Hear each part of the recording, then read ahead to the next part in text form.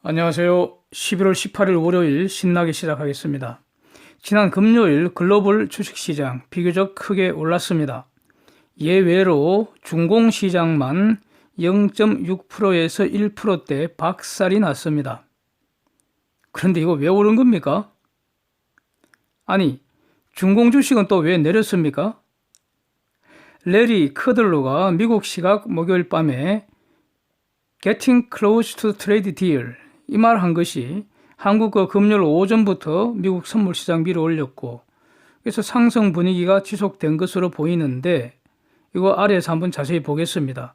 하여튼 오늘 중공시장이 뒤늦게 따라오르는지도 한번 관전 포인트인 것 같습니다. 하여튼 다우는 222포인트 0.8% 오르면서 사상 최초로 28,000을 넘었고요. S&P 500, 나스닥 모두 0.7% 이상 오르면서 사상 최고치 갈아치웠습니다. 반도체 지수 0.89% 올랐고 마이크론 테크놀로지 1.94% 올랐습니다. 미 국채 수익률을 단기물 내리고 장기물 찔끔 올라서 10년물이 1.836%입니다. 12월 12일 기준금리 동결 확률 100%입니다. 달러 지수는 97.8로 내렸고 원달러 1163원으로 내렸고요.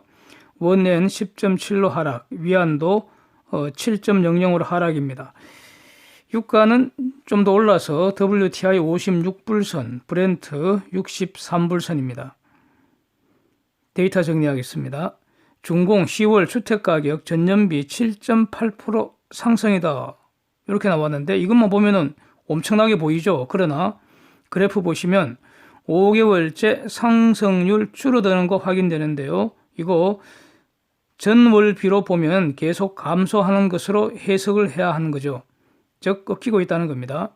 한국 10월 수출 전년비 14.8% 감소, 수입은 14.6% 감소입니다. 말레이시아 3분기 GDP 전년비 4.4% 성장이고요. 유로존 10월 소비자 물가지수 전년비 0.7% 상승입니다. 미국 10월 소매 판매 전월비 0.3% 증가로 예상치 0.2% 증가를 초과하는 그런 호조세입니다. 그러나 자동차를 제외한 근원 소매 판매는 예상보다 낮은 0.2% 증가입니다.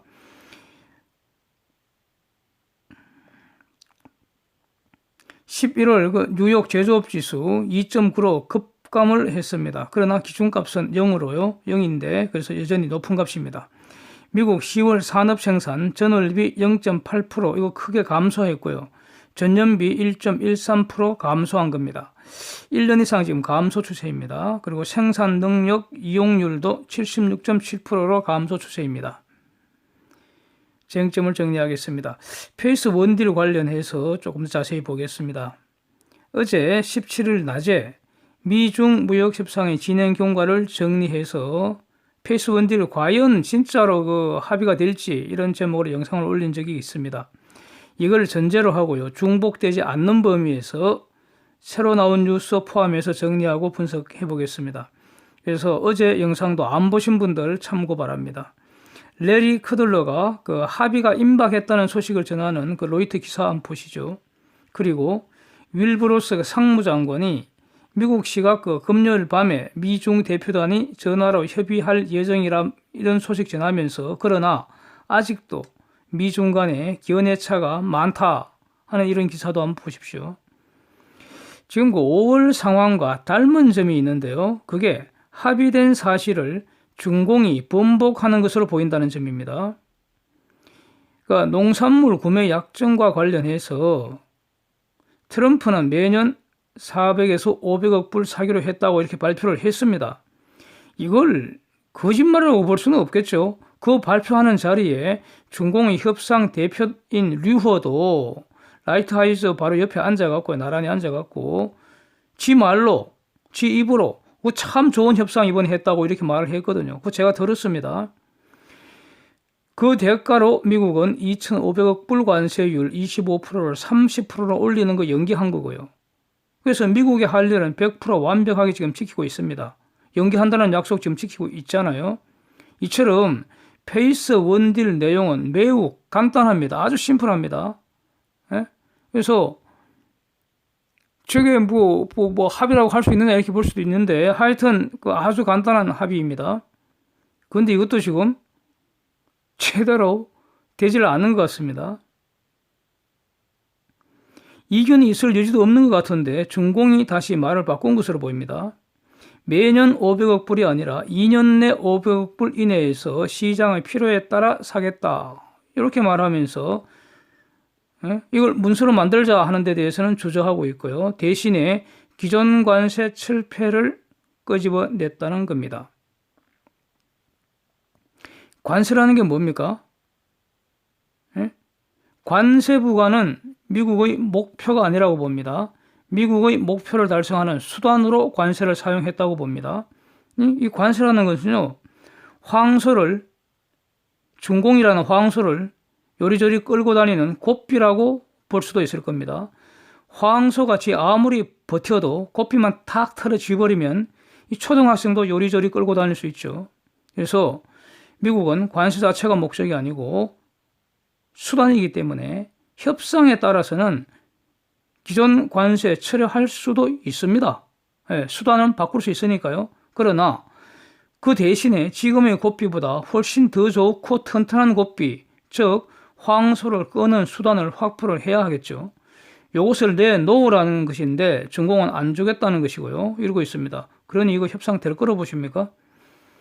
그래서 윌버 로스 그 상무장관이 준공이 정말로 어떤 합의를 한다면 우리는 그 합의에서 이스케이프 해치 아주 멋진 말인데 대단히 무서운 말인데요. 이거 비상탈출구 아닙니까?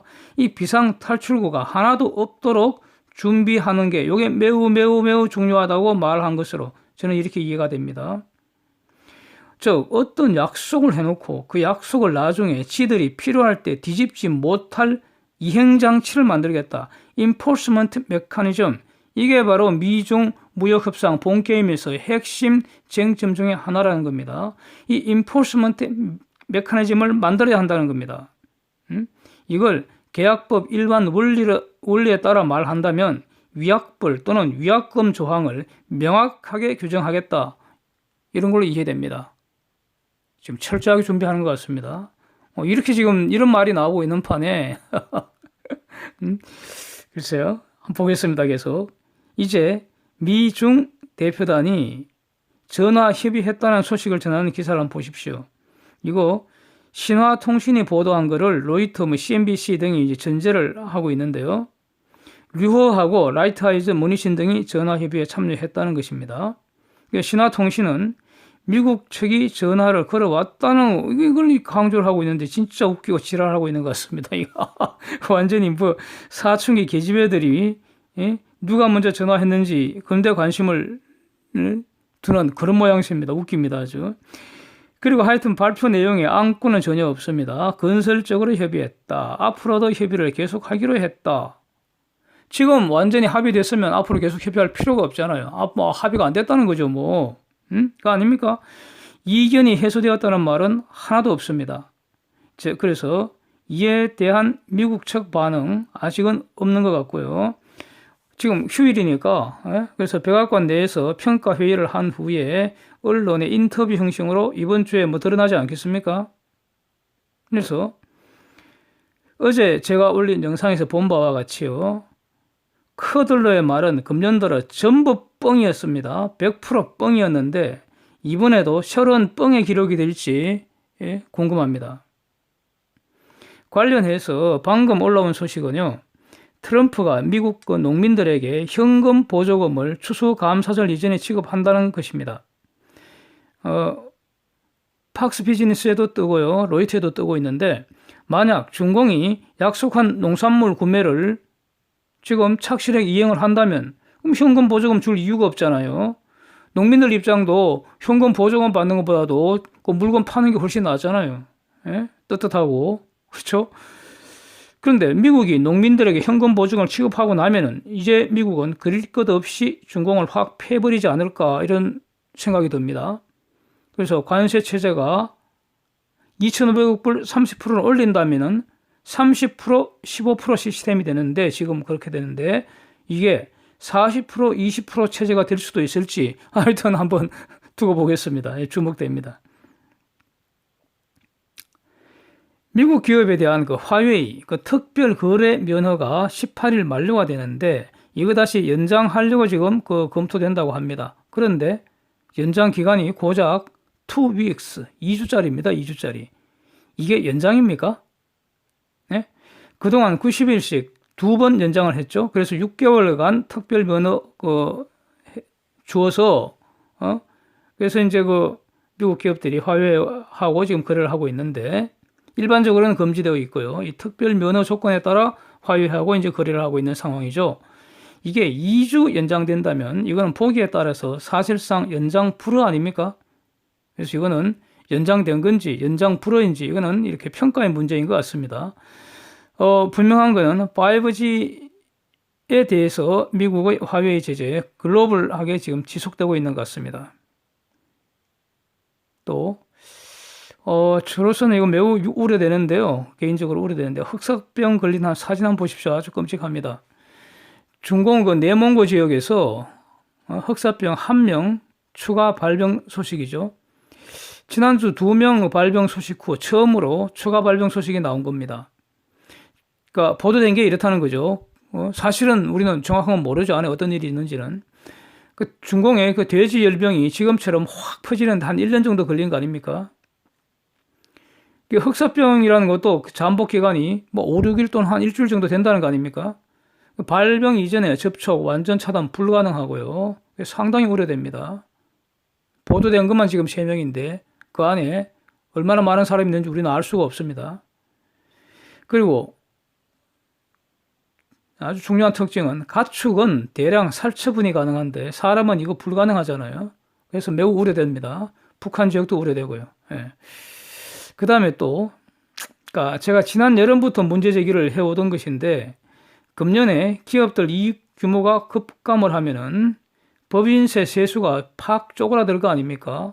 그러면 과연 막 퍼주기 정책이 지속 가능할 것인지 이거 지금 우려가 되고 결국 빚을 내서 외식하는 꼴이 되는 거 아닌지 이거 지금 걱정을 해왔는데 뉴스 그 기사 보시면 3분기에 10대 그룹 영업이익이 75%나 급감을 했다는 겁니다. 즉 영업이익 규모가 4분의 3이 날아가고요. 4분의 1로 쪼그라들었다는 겁니다. 이거 완전히 엄청난 내용입니다. 예. 영업이익이라는 것이 정상적인 영업활동으로 발생한 것인데 이게 지금 4분의 1로 줄어들었다면은 기사는 작년 25조 원 규모가 금년에 6조 원 규모가 됐다는 겁니다. 미국 같으면요 한 5% 정도만 줄어들어도 발칵 뒤집어집니다. 근데 우리는 지금 4분의 3에 날아갔습니다. 전체 규모로. 대단합니다. 예. 조만간 여러 사실 종합해서 별도 영상으로 한번 분석해 보겠습니다. 제가 보기에 이 한미 방위비 문제는요, 이 한국, 미국만의 문제는 아니고 트럼프가 글로벌 그 동맹 관계의 새 판을 구축하는 그 과정의 일환으로 이제 보여집니다. 그렇겠죠? 나토하고 일본에 대한 방위비 인상 압박도 어마어마하잖아요. 그래서 이거 우리 입장에서만 볼 게 아니라 일단 미국 시각에서도 한번 분석을 해야지 우리가 협상 전략을 수립할 수 있을 거 아니겠습니까? 예? 미국 시각은 2차전 이후 글로벌 질서를 미국이 주도를 하면서 여기서 주도한다는 것은 돈도 미국이 주로 냈다는 거죠. 그래서 그 당시에는 전쟁으로 모조리 부사전, 그 영국, 프랑스, 독일, 일본 다 부사졌잖아요. 왕창. 그래서 유럽도 다 부서지고 능력이 없기 때문에 사실상 미국의 안보에 이들 국가가 일정 부분 무임승차한 게 사실이고요. 일본도 마찬가지. 한국도 그렇지 않습니까? 그동안 조금씩 방위비 분담이 증가는 하였지만 트럼프 기준으로는 여전히 무임승차라는 거죠. 그 무임승차라는 거 본질이 달라지지 않아서 그래서 트럼프 시각은 인상이 아니라 현실화다. 뭐 이렇게 볼 여지도 없지는 않을 겁니다. 그러나 우리한테는 갑자기 4대배로 급증을 하니까 이건 분명히 깎아야 되죠. 깎아야 하는 건 확실합니다. 예. 그래서 미국 논리는 그동안 미국이 제공하는 안보 질서에 성장해서 지금은 부자가 되었고, 그래서 부담할 능력이 있다는 거 아닙니까? 능력이 있으니까 좀 내라는 거거든요. 그래서 부자가 미국의 질서에 편성해서 부자 되고 능력이 있으니까 이제 실질적으로 좀 부담을 해달라는 겁니다. 그래서 이것을 무조건 거부할 수는 없을 것 같고요. 그러면 한국은 논리적으로 이제 진짜 제대로 협상을 해서 이제 깎아야죠. 반의 반으로 깎아야 될 것 같은데, 가령 한국은 일본 GDP의 지금 3분의 1 수준에 불과하고요. 미국의 무기를 구매하는 이것도 고려를 하고, GDP 대비 분담금, 방위비 분담금 비율도 고려를 하고, 이런 거 다 고려해서 일본 80억 불 청구에 한국 50억 불 청구는 분명히 문제 있죠. 그래서 반의 반 정도로는 깎을 수 있을 것 같은데, 이 과정에서 일본과 공조할 필요도 있을 것 같기도 하고요. 근데 문제는 이 상당폭 깎는 거는 당연한데, 그러나 일정 부분 올라가는 것도 불가피하고요. 그런데 우리는 그 돈을 더 내는 대신에 우리가 미국에게 요구할 것을 전략적으로 잘 내밀어서 동맹의 품격이랄까 아니면 상대적 지위를 높이는 선택을 해야 할 것 같습니다. 유럽식으로 핵을 공유하는 문제를 다 포함해서요. 이런 기회로 활용하는 것이 오히려 중요하다고 보여지는데, 참. 저것들 좀 마귀 같은 사기 세력들이 이런 걸 할 수 있을지 걱정이 태산입니다.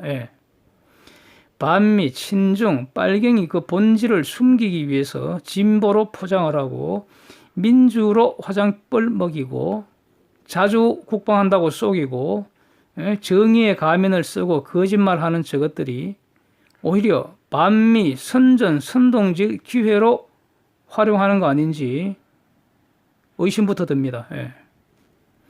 인권을 내세우지만 실질은 인권을 말살하는 세력들로 보이지 않습니까? 저들이 말하는 인권, 진보, 민주, 정의 이런 듣기 좋은 말들은 전부 사기, 선전, 선동의 수단이고요.